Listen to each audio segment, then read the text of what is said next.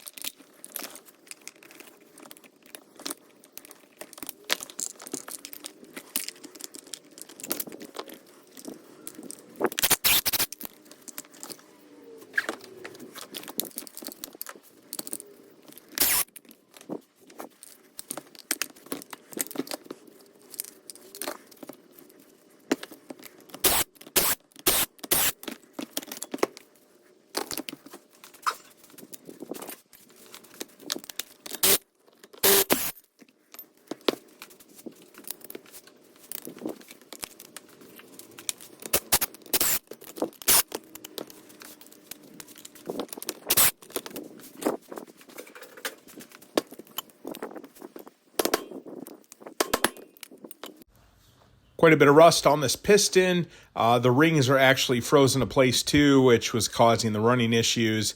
And if you look inside the cylinder wall, the top part of the wall has a lot of rust from the water had been sitting on top of the piston. Right in there, you see all the rust. All right, now that I got everything disassembled, I'm going to give it a nice warm bath in an ultrasonic cleaner. About 20 minutes in there, cook it, clean it, and then I'll start reassembling the new short block.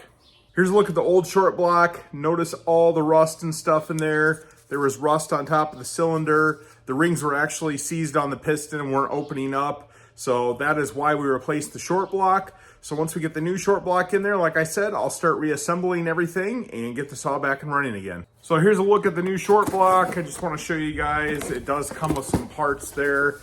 So we don't have to reuse every single thing that we took off the unit. So first thing's obviously the short block, and then you got this little bag of goodies. Pretty much your gaskets on there. You're gonna have a new impulse line in there, as well as this plastic molding that fits on there as well. So you don't need to take that off either. I am gonna clean up all the rust that's on the ignition coil there, as well as the clutch. Make sure that everything's nice and clean so everything functions properly when I put it back together.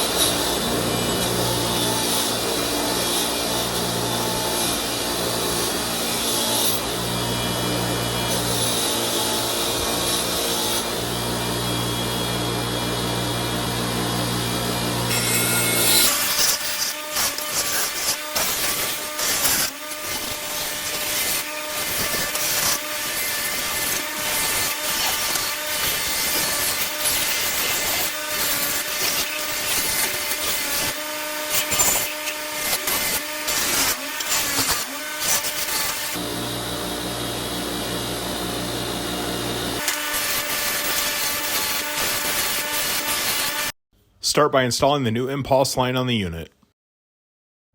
Next, install the flywheel. Make sure you line up the keyway. You see it right there at the bottom on the crankshaft. If it isn't aligned, you're going to end up busting that off. Just rotate it back and forth till it slides into place, and then go ahead and reinstall the nut.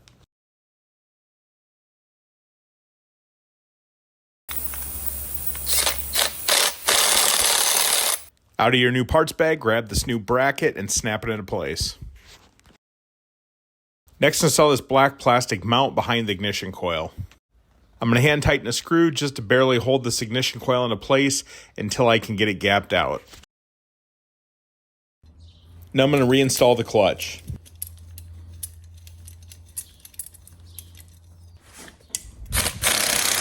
Now I'm going to pull the parts out of the ultrasonic cleaner and I'm going to dry them off and get them ready for assembly. Now go ahead and install your new muffler gasket and then reinstall the muffler with the 3 bolts that hold it into place.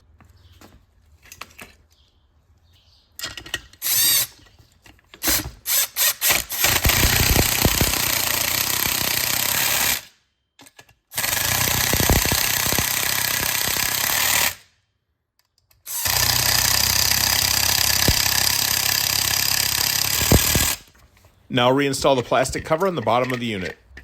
There's 2 screws that hold this into place. Now I'm going to gap out the flywheel and secure it back into place.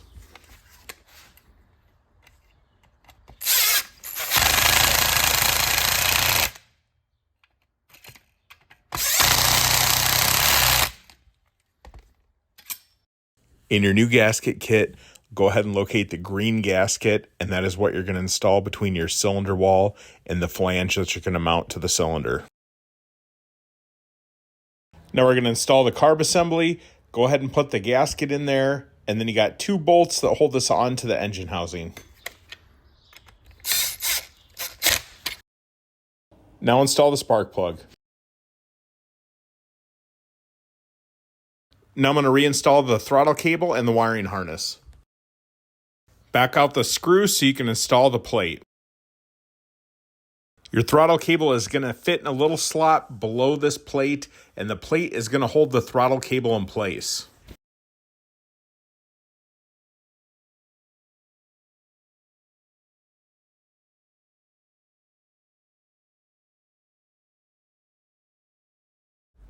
Now secure this line that goes over to the ignition coil. There's 1 screw that holds that little plastic piece into the other orange plastic piece.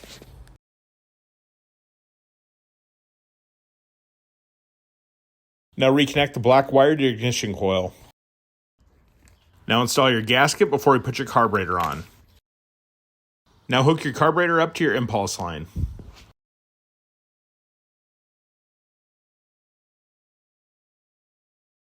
Reconnect the throttle linkage. This can be a little bit of a pain because the bottom of the throttle linkage is bent, but just go ahead and work it in there and snap it into place. Now I'm going to take some oil lubricant and I'm going to grease the rubber plugs and make sure that they slide into place. Now reconnect the fuel lines to the carburetor.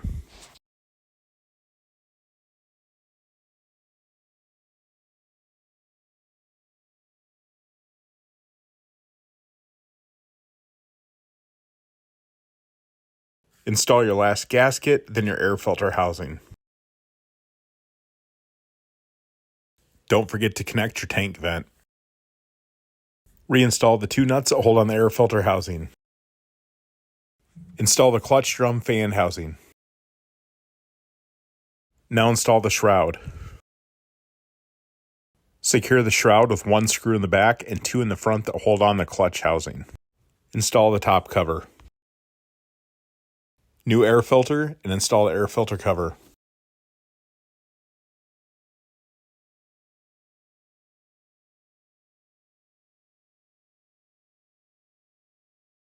Now install the recoil cup. And last, install the recoil assembly.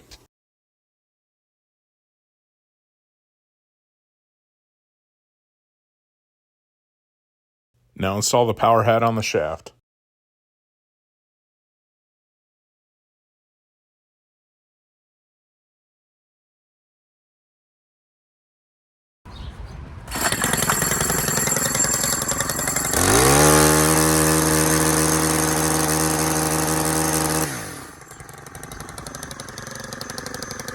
All right, brought the pole saw back to life. The repair itself takes about 20 minutes to a half an hour, but since I cleaned everything off, added another half an hour, round it to an hour total for everything. I just like to make sure everything's clean. If you're going to that much work to replace the short block, you might as well clean the parts along the way. This is a pretty straightforward repair, and I would say on a scale of 1 to 10, probably about a 3. Most amateurs should be able to tackle this on their own without too much complication. If you guys did find this video helpful, make sure you guys like down below and subscribe to my channel. I've got lots of other great videos on there and content that comes in the shop on a daily basis, and also lots of tools, tips, and tricks that I use along the way to get equipment running and brought back to life.